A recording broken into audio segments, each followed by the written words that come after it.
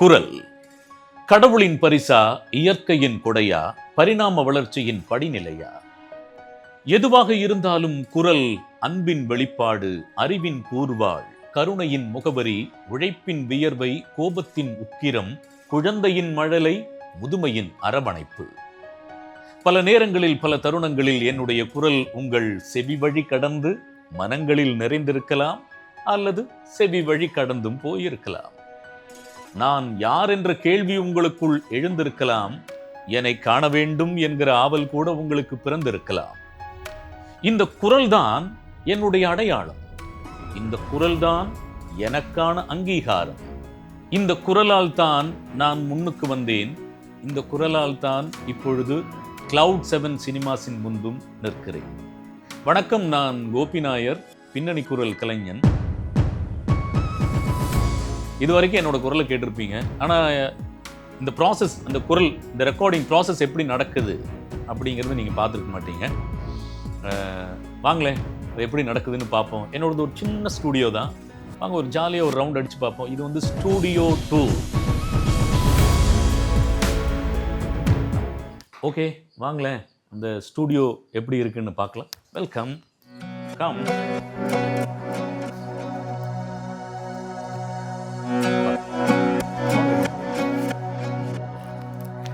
Come. No.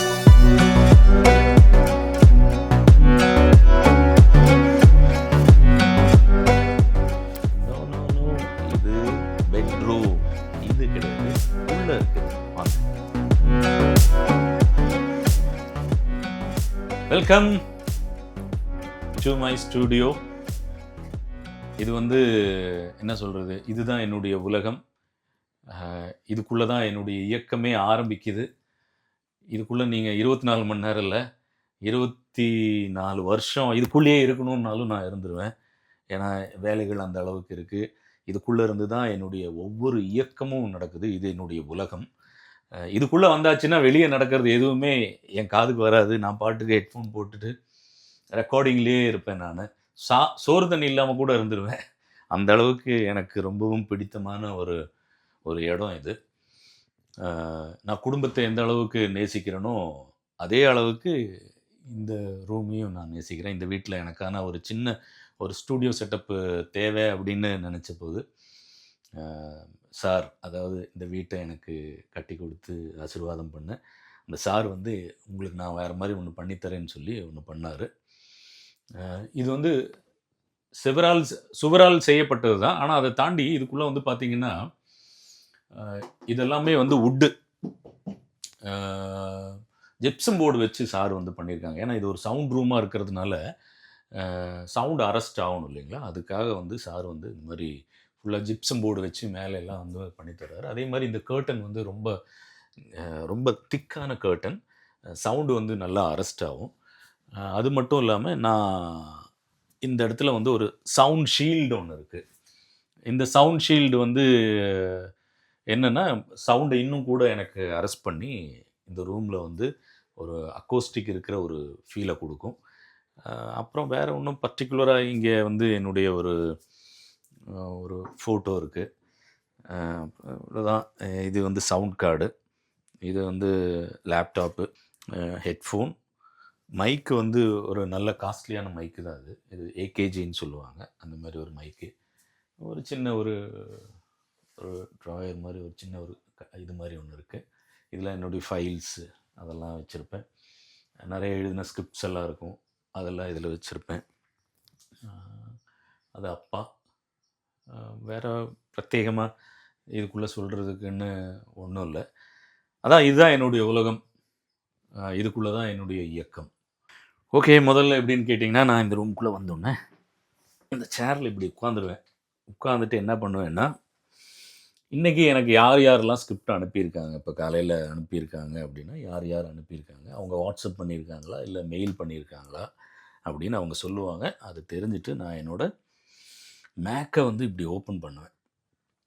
Open பண்ணால் வாட்ஸ்அப்பில் script அனுப்பியிருந்தாங்கன்னா அந்த ஸ்கிரிப்டை நான் படிப்பேன். இல்லை மெயில் பண்ணியிருந்தாங்கன்னா மெயில் இருக்கும். இப்போ வாட்ஸ்அப்பில் எனக்கு இப்போது ஒரு ஸ்கிரிப்ட் வந்திருக்கு. இருங்க ஒரு வாட்டி அது படித்து பார்த்தா அப்படியே ஓ மை காட்! நான் வந்து அ எத்தனையோ பேருக்கு நான் வந்து ஸ்கிரிப்ட் படிச்சிருக்கேன். முறையா எனக்கான ஸ்கிரிப்ட நானே படிக்கிறேன். கொஞ்சம் கஷ்டமா தான் இருக்கு. பட் என்ன பண்றது? நான் ஒரு வாய்ஸ் ஆக்டர் இல்லைங்களா? அ அவங்க விருப்பப்பட்டு கேட்குறாங்க அப்படின்னா, நான் வந்து அந்த கூச்சப்படாம அது பண்ண வேண்டியது என்னுடைய தொழில் தர்மம். அதனால நான் அந்த ஸ்கிரிப்ட நான் படிக்கிறேன். சும்மா கேளுங்க. இது எப்படி என்ன நடக்குதுங்கிறத நான் உங்களுக்கு காமிக்கிறேன். இப்ப அடுத்த கட்டம் நம்ம என்ன பண்ண போறோம் அப்படின்னா, நேரா மைக் பக்கத்துல போறோம். ஓகே. நல்லா இன்ட்ரஸ்டிங்கா தான் இருக்கு. எனக்கே ஒரு மாரி கிளுகிளுப்பா இருக்கு. எனக்கே என்னையே நான் பேசணும் அப்படின்னு நெனைக்கும்போது, ஓகே. இப்ப நான் என்ன பண்ணுவேன்னா, இந்த ஹெட்ஃபோன போட்டுப்பேன். ஹெட்ஃபோன போட்டுட்டு, நான் யூஸ் பண்ற சாஃப்ட்வேர் வந்து சவுண்ட் ஃபோர்ஜ் அப்படின்னு சொல்லுவாங்க. இது ரொம்ப ஒரு எளிமையான ஒரு சாஃப்ட்வேர் தான். வேவா அது நான் எடுத்து அனுப்புறது. ஓகே. சரி வாங்க. அந்த ஸ்கிரிப்ட் என்னன்னு படிப்போம். அதுதான் இன்ட்ரஸ்டிங்கு. இருங்க. இப்ப நம்ம என்ன பண்றோம், இது ஆன் பண்ணிட்டோம் இந்த சாஃப்ட்வேர.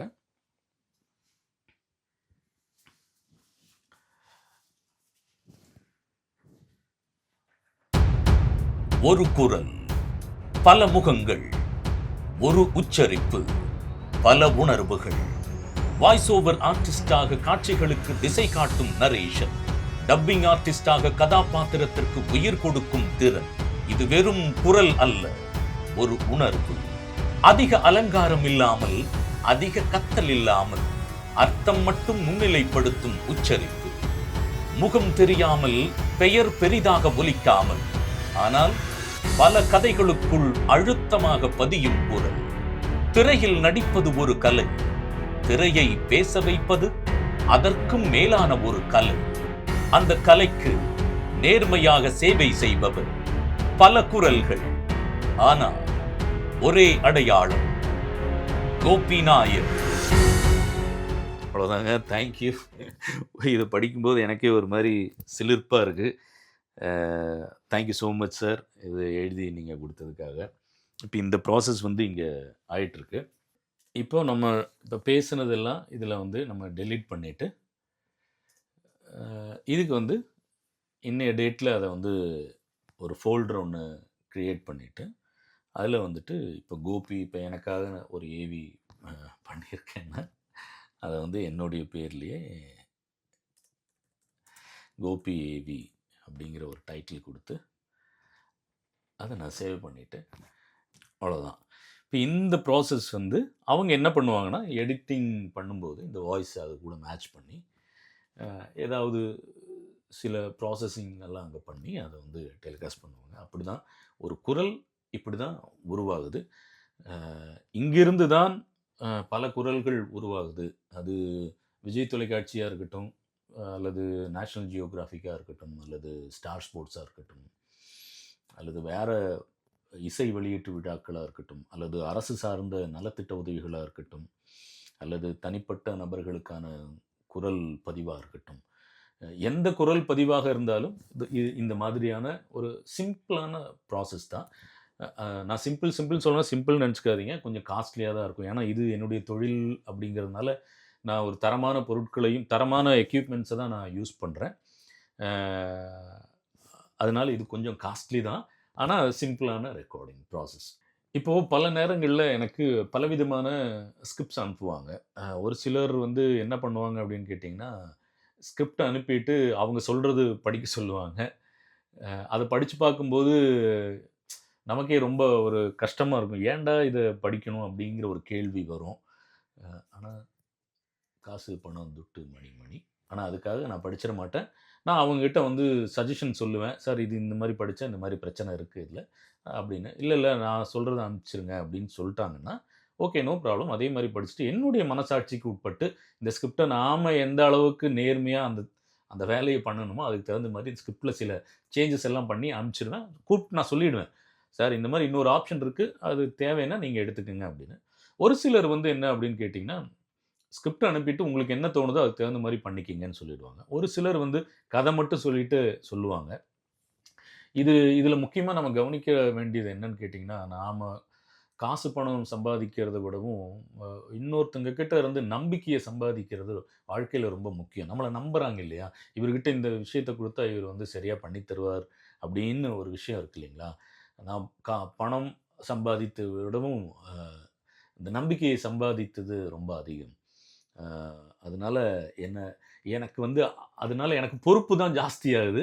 இன்னொன்று, என்னை சுற்றி எப்போவுமே ஒரு சுதந்திரமான ஒரு சூழல் இருக்கணும் அப்படின்னு நான் இருப்பேன். ஒரு வேலை செய்யும்போது ஒரு நெருக்கடிக்குள்ளே உள்ளாகி ஒரு வேலை செய்யணும் அப்படிங்கிற ஒரு நிலைமை வந்ததுன்னா அதுலேருந்து நான் வெளியே வந்துடுவேன். என்னை சுற்றி ஒரு சுதந்திரமான சூழல் இருக்கணும் அப்படிங்கிறதுல நான் ரொம்ப உறுதியாக இருப்பேன்.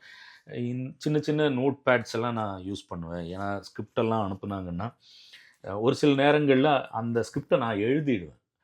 ஏன் எழுதணும் அப்படின்னு கேட்டிங்கன்னா, அதான் அனுப்புகிறாங்களே அப்படி. ஒரு சில ஸ்கிரிப்டெல்லாம் படிக்கும்போது என்னென்னா, அந்த அர்த்தமே வேறு மாதிரி இருக்கும். அது எழுதும்போது வேற ஒரு அர்த்தம் நமக்கு கிடைக்கும். ஏன்னா எங்கே பாசஸ் கொடுக்கலாம், எங்கே கமா கொடுக்கலாம். இன்னொன்று, ஒரு முறை எழுதிட்டீங்கன்னா அதை நீங்கள் எவ்வளோ வருஷம் கழித்தாலும் அந்த ஸ்கிரிப்டை உங்களால் படிக்க முடியும். அதனால் நான் எப்போவுமே ஒரு ஸ்கிரிப்டை நான் வந்து எனக்கு டப்புன்னு மைண்டில் உட்காரணும் அப்படின்னா நான் வந்து அது ஒரு முறை எழுதி பார்த்துருவேன். எழுதி பார்த்துட்டேன்னா எனக்கு டப்புன்னு அது மனசில் பதிஞ்சிரும். நான் அதை வந்து அதே மாதிரி சொல்லிவிடுவேன். அதனால தான் இந்த ஸ்ட்ரிப்பிங் பேட்ஸ் எல்லாம் வச்சுருக்கேன். வேறு பிரத்யேகமாக சொல்கிறதுக்கு ஒன்றும் இல்லை, அவ்வளோதான். இப்போது கொஞ்ச நேரத்துக்கு முன்னால் நான் வந்து ஒரு ஸ்கிரிப்ட் ஒன்று படித்தேன் இல்லைங்களா. எத்தனையோ பேருக்கு நானே ஸ்கிரிப்ட் படிச்சிருக்கேன். எனக்கே ஒரு ஸ்கிரிப்ட் அப்படின்னு ஒரு ஸ்கிரிப்ட் படித்தேன்ல, அந்த ஸ்கிரிப்டுக்கு சொந்தக்காரர் நம்ம நண்பர் நிதிஷ் தான். தேங்க்யூ நிதிஷ், எனக்காக ஒரு நல்ல ஒரு ஸ்கிரிப்ட் ஒன்று எழுதி கொடுத்தீங்க. Thank you so much. Welcome to Nitish show. Yes, இது நிதிஷ் ஷோ கிடையாது, இந்த ஷோ உங்களோட ஷோ. அப்படி இல்லை, இது ஓஜி வாய்ஸஸ் அப்படின்னு சொல்லிட்டு நம்ம பிளான் பண்ணிட்டு இருக்கோம்னா, என்னன்னா திரைக்கு பின்னாடி ஸோ ரியலாக குரல் கொடுக்குறவங்கள நாங்கள் வந்து திரைக்கு முன்னாடி கொண்டு வரணுங்கிறது தான் எங்களோடது. அவங்களோட ஒர்க் எப்படி இருக்குது அப்படிங்கிறத நீங்கள் ஆல்ரெடி காட்டிட்டீங்க உங்களோட ஸ்டூடியோ டூர் அப்படிங்கிறத. ஸோ அதுக்கு மேலே உங்களை பற்றி நாங்கள் கேட்டு தெரிஞ்சுக்கலாம் அப்படிங்கிறதுக்காக தான் பேசிக்காக 25 வருடம் இண்டஸ்ட்ரியில் வந்து நீங்கள் கம்ப்ளீட் பண்ணியிருக்கீங்க. ஆமாம், அதுக்கு பெரிய வாழ்த்துக்கள். ஃபர்ஸ்ட் ஆஃப் ஆல் மிக்க நன்றி, மிக்க நன்றிங்க. இண்டஸ்ட்ரியில் சர்வை பண்ணுறது அவ்வளோ ஈஸி இல்லை. 25 இயர்ஸ் எப்படி இருக்குண்ணா இந்த ஃபீல்? எந்த எதிர்பார்ப்பும் இல்லை. 25 இயர்ஸுங்கிறது இப்போ நீங்கள் உங்களை மாதிரியான ஆட்கள் சொல்லி தான் 25 வருஷமா அப்படிங்கிறது தெரியுது. மற்றபடி நாம் நம்மளுடைய பணியை தொடர்ச்சியாக செஞ்சுட்டே தான் இருக்கோங்க. அதில் எந்த ஒரு தொய்வும் இல்லாமல் செஞ்சுக்கிட்டே இருக்கோம். அதனால் 25 வருஷங்கிறது நீங்கள் சொல்லும்போது எப்படின்னா, ஐயோ நமக்கு 25 வருஷம் கூடுதல் ஆகிடுச்சுல்ல அப்படிங்கிற அந்த எண்ணம் தான் வருது. பட் இருந்தாலும் 25 வருஷம் அப்படிங்கிறது சர்வை பண்ணுறது ரொம்ப கஷ்டங்க. ஏன்னா இண்டஸ்ட்ரியை பொறுத்த வரைக்கும் ஒரு சில இயர் சர்வை பண்ணுறது ரொம்ப பெரிய கஷ்டம். பட் 25 இயர்ஸ் அந்த வாய்ஸ் இப்போ வரைக்கும் மாறாமல் அந்த வாய்ஸ் தான் இருக்குது, ஆதாரமாகவே இருக்குது. ஸோ அது எப்படி? இல்லை, இப்போ கொஞ்ச நேரத்துக்கு முன்னால் சொன்ன அதே விடை தான். இது புதுசாக நம்ம அதை பற்றி ஒன்றும் யோசிக்க, ஏன்னா வேலையில் மட்டும்தான் ஃபோக்கஸ்டாக இருக்கிறதுனால மற்ற விஷயங்களை பற்றி யோசிக்க முடியறதில்ல. நீங்கள் சொல்லும்போது எனக்கு அது ஒரு எனக்கு புதுசாக இருக்குது அது. ஓகே, இப்போ நான் உங்களை பார்க்கணும் அப்படிங்கிறது வந்து என்னோட பெரிய பக்கெட் லிஸ்ட். ஓ, தேங்க்யூ ஸோ மச். 10 இயர்ஸாக, அதாவது நான் எழுதி நீங்கள் அதை வந்து வாய்ஸ் கொடுக்கணும் அப்படிங்கிறது 10 வருஷமாக நான் வெயிட் பண்ண ஒரு விஷயம். அது இப்போ நடந்திருக்கு இதன் மூலியமாக தான். ரொம்ப நன்றி. ஃபர்ஸ்ட் ஆஃப் ஆல் நான் தேங்க்யூ சொல்லணும் என்னோட எழுத்துக்கு நீங்கள் வாய்ஸ் கொடுத்ததுக்கு. அப்படி இல்லை, நம்ம ஆசைக்காக பண்ணுறது அப்படிங்கிறத தாண்டி எனக்கு வந்து எழுதுகிற எழுத்தாளர், டைரக்டர், இயக்குனர் அதெல்லாம் தாண்டி அந்த எழுத்து தான் என்னை இயக்கிறதா நான் நினைக்கிறேன். எப்போவுமே நாம் என்ன பேசணுங்கிறது எழுதுகிறவங்கள விட அந்த எழுத்து தான் வந்து நான் என்ன பேசணுங்கிறது தீர்மானிக்கும். அப்படி எனக்கு நிறைய எழுத்தாளர்கள் கிடைச்சாங்க. அதில் நீங்களும் ஒருத்தர். மிக்க நன்றி. உங்களுக்கு கிடைச்ச எழுத்தாளர் நான் ஒருத்தர்னு சொல்கிறதுக்கே கண்டிப்பாக அது ரொம்ப பெரிய மூமெண்ட் எனக்கு. அண்ட் இப்போ நீங்கள் வந்து ஸ்டூடியோ டூர் பண்ணும்போது எல்லாமே நிறைய விஷயங்கள் பேசியிருந்தீங்க. ஒரு சிலர் வந்து ஸ்கிரிப்டை வந்து அனுப்பிடுவாங்க, அது வந்து ரொம்ப பிளைனாக இருக்கும், நான் அப்டேட் பண்ணுவேன் அப்படின்னு சொல்லுவாங்க. ஸோ அந்த மாதிரி என்னைக்காச்சும் அப்டேட் பண்ணி இது ஏன் மாற்றினேன் அப்படின்லாம் கேட்டிருக்காங்களா? நான் உங்ககிட்ட கேட்டது உண்டு, கேட்பாங்க. அது வந்து இந்த தொழிலை பொறுத்த வரைக்கும் உங்களுக்கு வந்து என்னன்னு கேட்டிங்கன்னா, எல்லா இடங்கள்லையும் இருக்கிறது அந்த ஈகோ அப்படிங்கிற ஒரு விஷயம் வந்து இருந்துடும். ஒரு இயக்குனர் ஆனாலும் சரி, ஒரு தயாரிப்பாளர் ஆனாலும் சரி, ஒரு எழுத்தாளர் ஆனாலும் சரி, அவங்களுடைய எழுத்தை மாற்றும்போது அவங்க யோசிச்சிருக்கிற சில விஷயங்களை நம்ம மாற்றும்போது யாருக்காக இருந்தாலும் அந்த விஷயங்கள் வரத்தான். நீ எப்படி மாற்றலாம் அப்படிங்கிறது கேட்டிருக்காங்க. ஆனால் நான் அதை புரிஞ்சுக்கிறேன். ஒரு எழுத்தாளரோட எழுத்தை நம்ம அந்த வரிகளை நம்ம மாற்றுறோம் அப்படின்னா யாருக்காக இருந்தாலுமே ஒரு நிமிஷம் கேட்பாங்க. அதை நான் புரிஞ்சுக்கிறேன். அதனால் அவங்ககிட்ட நான் மென்மையாகவே சொல்லிடுறது எப்போவுமே. ஒரு ஸ்கிரிப்ட் வருதுன்னா, சார் இது வந்து இப்படி அல்ல, இது வந்து வேற ஒரு அர்த்தத்தை கொடுக்குது, நாம் இது இன்னும் வேறு மாதிரி கூட சொல்லலாமே, நீங்கள் நான் நினைக்கிற மாதிரி நீங்கள் எழுதுங்கன்னோ அல்லது நான் பேசின மாதிரி நீங்கள் அதை யூஸ் பண்ணுங்கன்னோ நான் சொல்ல வர்றதில்ல. ஏன் நம்ம அது முயற்சி பண்ணக்கூடாது? ரெண்டாவது ஒரு ஆப்ஷனாக நம்ம ஏன் இதை பயன்படுத்தக்கூடாது? இதை பயன்படுத்தி பாருங்கள், இது நல்லா இருக்குமே அப்படின்னு நம்ம ஒரு கருத்தை நம்ம முன்வைப்போம். அது ஏற்றுக்கிறதும் ஏற்றுக்காமல் போகிறதும் அவங்களுடைய விருப்பம். அதை தாண்டி நம்ம என்ன பண்ணுவோம் அப்படின்னு கேட்டிங்கன்னா, அவங்க ஒருவேளை ஏற்றுக்கல அப்படின்னா நாம் மனசில் நாம் என்ன நினச்சிருந்தோமோ அதை நம்ம வந்து பண்ணிவிடுவோம். பண்ணிவிட்டு பயன்படுத்த முடிஞ்சால் பயன்படுத்திக்கிங்க. ஏன்னா எனக்கு என் தொழிலுக்கு நான் துரோகம் பண்ண முடியாது. அதனால் சூப்பர்ண்ணா. இப்போ வந்து பார்த்தீங்கன்னா நீங்கள் ஒரு வாய்ஸ் ஓவர் இல்லை வாய்ஸ் ஆக்டராக இருக்கீங்க அப்படின்னா உங்களுக்கு எது கஷ்டம்னு நினைக்கிறீங்க? லிப்சிங் பண்ணுறதா, ஒரு ஆர்டிஸ்டிக் லிப்சிங் பண்ணுறது கஷ்டமா, இல்லை எமோஷனல் கொண்டு வர்றது கஷ்டமா, லாங்குவேஜ் கஷ்டமாண்ணா உங்களுக்கு? இல்லை, எதுவுமே நம்ம கஷ்டம்னு,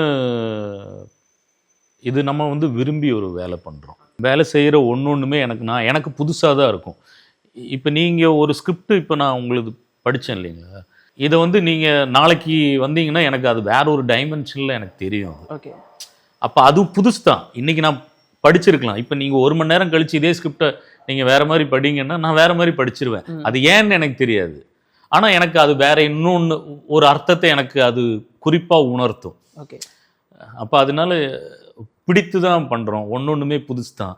எத்தனையோ நேரங்களில் நான் வந்து வாய்ஸ் ஓவரோ அல்லது டப்பிங்கோ முடித்து வீட்டுக்கு வந்து அது எனக்கு உடன்பாடு இல்லாமல் திரும்ப போய் நானே ஸ்டூடியோ ரெண்ட் கொடுத்து அந்த வேலையை திரும்ப பண்ண நிறைய வேலைகள் உண்டு. ஏன்னா அது மனசாட்சிக்கு உட்பட்டு நம்ம வேலை செய்கிறதுனால. ஓகே. இப்போ ஸ்டூடியோ அப்படிங்கிற ஒன்று இருக்குது. ஸோ அது வந்து இப்போ தான் கொஞ்ச நாளுக்கு முன்னாடி தான் நீங்கள் வந்து ரெடி பண்ணியிருக்கீங்க.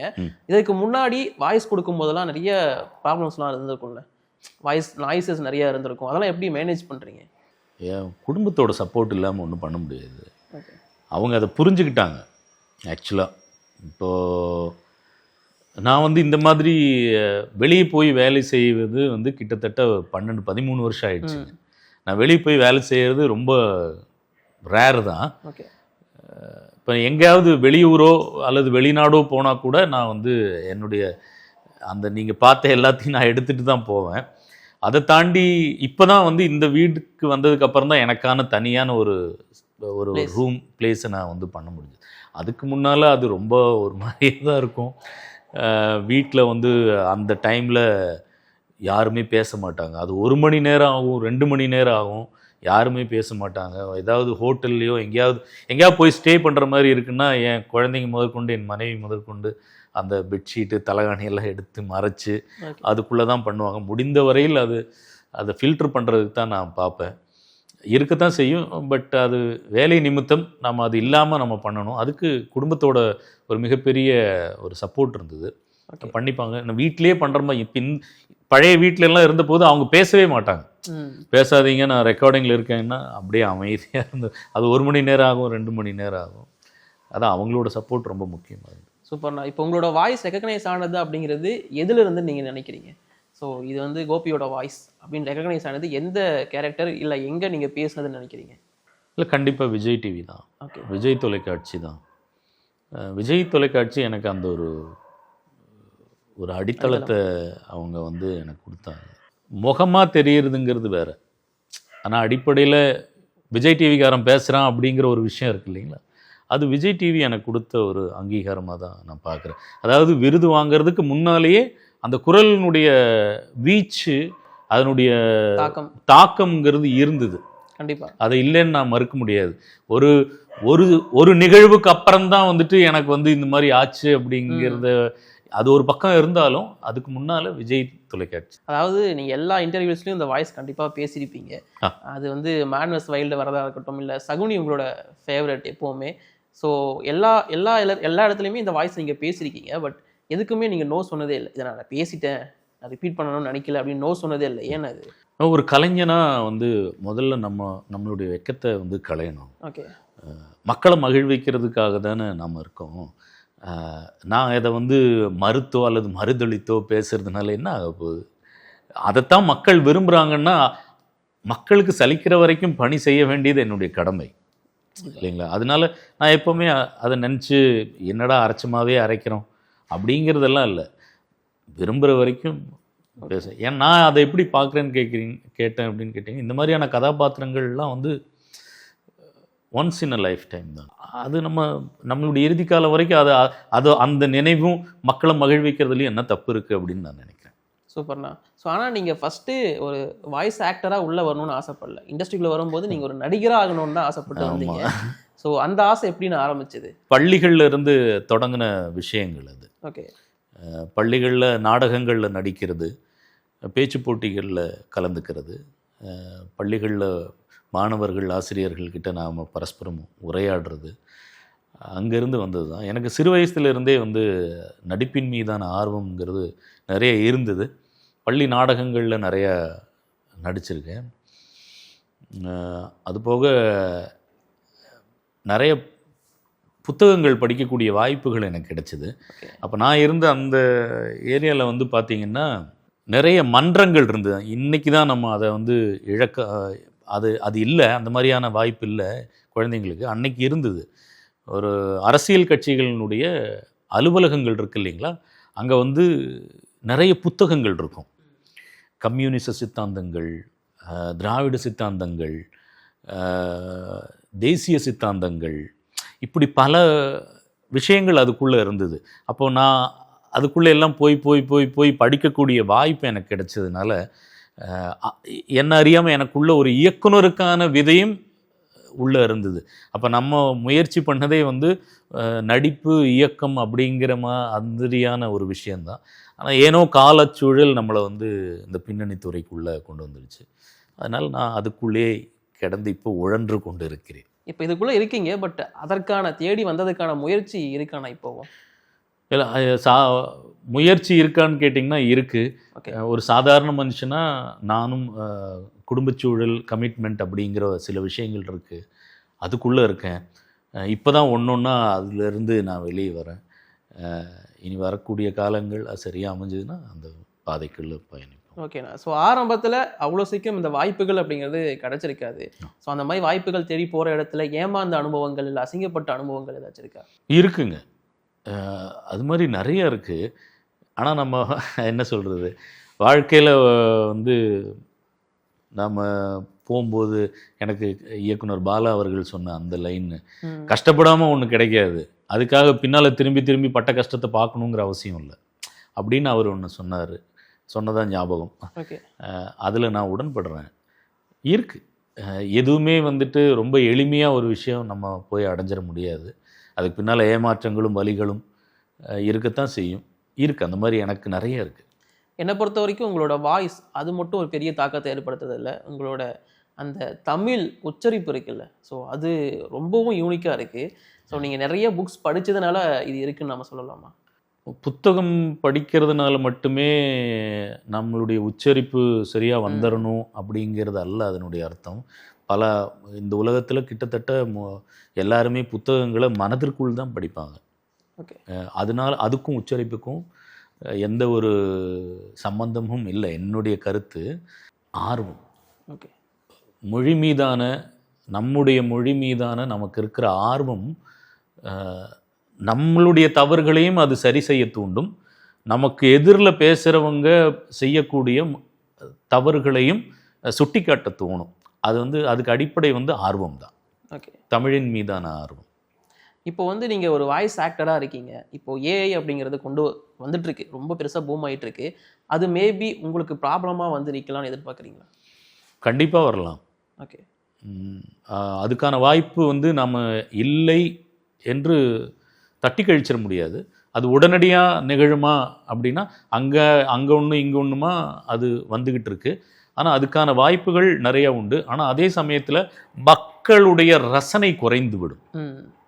ஏஐனுடைய தாக்கம் வந்துடுச்சுன்னா மக்களோட ரசனை வந்து குறைந்துடும். ஏன்னா இப்போ என்னை போன்ற பின்னணி குரல் கலைஞர்கள் கொடுக்கக்கூடிய பாவங்களை அதனால் முழுமையாக பூர்த்தி செய்ய முடியுமா அப்படின்னு கேட்டால் அது ஒரு பெரிய கேள்விக்குரிய ஒரு விஷயந்தான். ஆனால் மக்களுடைய ரசனை வந்து, ஏன்னா இன்றைக்கி ஓட்டம் நடையுமா இருக்கிற இந்த காலகட்டங்களில் அதை யார் கவனிக்க போகிறா, பாவத்தை யார் பார்க்க போகிறா, என்ன சொல்ல வராங்களோ அதை மட்டும் சொல்லிட்டு போவான். கண்டிப்பாக ஏற்படும், ஒரு தாக்கம் ஏற்படும். வாய்ஸ் ஓவர் நிறைய பண்ணியிருக்கீங்க, பட் படங்கள் அந்த அளவுக்கு பண்ணலை. ஸோ அதற்கான காரணம் என்ன? காரணம் பிரத்யேகமாக ஒன்றும் இல்லை, எனக்கு இந்த துறை ரொம்ப பிடித்திருந்தது. ஓகே. இன்னொன்று, என்னை சுற்றி நான் ஒரு சுதந்திரமான ஒரு சூழலை அமைச்சிக்க முடிஞ்சுது.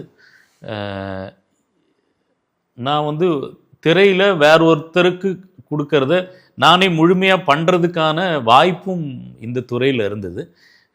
என்னை தேடி நிறைய வாய்ப்புகளும் இதே மாதிரியே வந்தது. அது எல்லாத்தையும் விட நேரமும் பணமும், நேரம் மிச்சப்பட்டது, பணம் நிறைய கிடச்சிது. அதனால் இந்த துறை இது. இப்போது புதுசாக ஒருத்தர் வாய்ஸ் ஓவர் ஆர்டிஸ்டாகவோ இல்லை டப்பிங் ஆர்டிஸ்டாகவோ வராருன்னா அவங்களுக்கு உங்களோட அட்வைஸ் என்னவா இருக்கும்? நிறைய படிக்கணும், மனிதர்களை கூர்ந்து கவனிக்கணும். ஆக்சுவலாக பின்னணி குரல் கலைக்கு அது அடிப்படையான ஒரு தகுதியாக நான் நினைக்கிறேன். ஏன்னா நீங்கள் மனிதர்களை கூர்ந்து கவனிக்கும்போது தான் அந்த கதாபாத்திரங்களுக்கு நீங்கள் பார்த்த அந்த மனிதர்களுடைய உடல் மொழியை அங்கே பொருத்த முடியும். புதுசுங்கிறது அப்படி தான் வருமே ஒழிய நாம் உருவாக்குறது இல்லை, நமக்குள்ள இல்லை புதுசு, வெளியே இருந்து தான் வருது புதுசு. அதனால் இது வந்து ரொம்ப அடிப்படை தேவைன்னு நினைக்கிறேன். மொழி அறிவு, மொழிகளை நிறைய கற்றுக்கிறது ரொம்ப நல்லதுன்னு நான் நினைக்கிறேன். கண்டிப்பாக. இப்போது கூர்ந்து கவனிக்கிறீங்கன்னு சொல்கிறீங்களா, அந்த கேரக்டர்ஸ் அது எதையாச்சும் நீங்கள் பேசும்போது யூஸ் பண்ணியிருக்கீங்களா? அந்த மாதிரி ஏதாவது சொல்ல முடியுமா? ஆமாம், நான் வந்து நிறைய ஆளுமைகளை நான் கவனிச்சுண்டுது. ஆனால் அது எந்த கதாபாத்திரங்களுக்கு நான் பயன்படுத்தினேங்கிறது நான் சொல்ல முடியாது. ஏன்னா அதில் ஒரு வெகு மைனூட்டாக தான் அது பண்ணியிருப்பான். அதை சொன்னால் அது நல்லா இருக்காது. காலம் சென்ற இந்திய கம்யூனிஸ்ட் கட்சியினுடைய தலைவர் தா பாண்டியன் அவர்கள், அப்புறம் நம்ம முன்னாள் முதலமைச்சர் இ.கே. நாயனார் அவர்கள், கலைஞர் அவர்கள், எம்ஜிஆர் அவர்கள், புரட்சித் தலைவர் அவர்கள், நல்லக்கண்ணு ஐயா அவர்கள், அந்த அரசியல் ஆளுமைகளை தாண்டி திரைப்பிரபலங்கள், எனக்கு வந்து சாதாரணமாக ரோட்டில் வந்து ஈயம்பத்திலைக்கு பேரிச்சம்பழம் சொல்லிட்டு போகிறவங்கள கூட நான் ஒன்றுக்கு 2-3 டைம் கவனிக்கிறது உண்டு. அதெல்லாம் நான் பயன்படுத்தினது உண்டு. அதை தாண்டி எனக்கு வந்து ஒரு பெரிய பழக்கம் என்னன்னு கேட்டிங்கன்னா, நான் இப்போது குடும்பத்தோடவோ அல்லது தனியாகவோ நான் காரில் பயணிக்கும்போது, எனக்கு கார் ஓட்டிகிட்டே இருக்கும்போது எனக்கு என் கண்ணு முன்னால் இருக்கிற அந்த ஹோர்டிங்ஸ் எல்லாம் எனக்கு தெரியும். அப்போ அந்த ஹோர்டிங்ஸில் இருக்கிற அட்வர்டைஸ்மெண்ட்ஸை வந்து நான் அது பேசி பேசி பேசி பேசி நான் அதை வந்து பண்ணிக்கிட்டே இருப்பேன். இதை இப்படி சொன்னால் எப்படி இருக்கும், இதை இப்படி சொன்னால் எப்படி இருக்கும், இதெல்லாமே உண்டு. இந்த மாதிரியான சில விஷயங்களை நான் டப்பிங் பேசும்போது நான் பயன்படுத்தினது உண்டு. பின்னணி குரலுக்கும் நான் பயன்படுத்தியிருக்கேன், அதே மாதிரி வாய்ஸ் ஓவருக்கும் பயன்படுத்தியிருக்கேன். ஆனால் அது சொல்லக்கூடாது, சொல்ல முடியாது. அது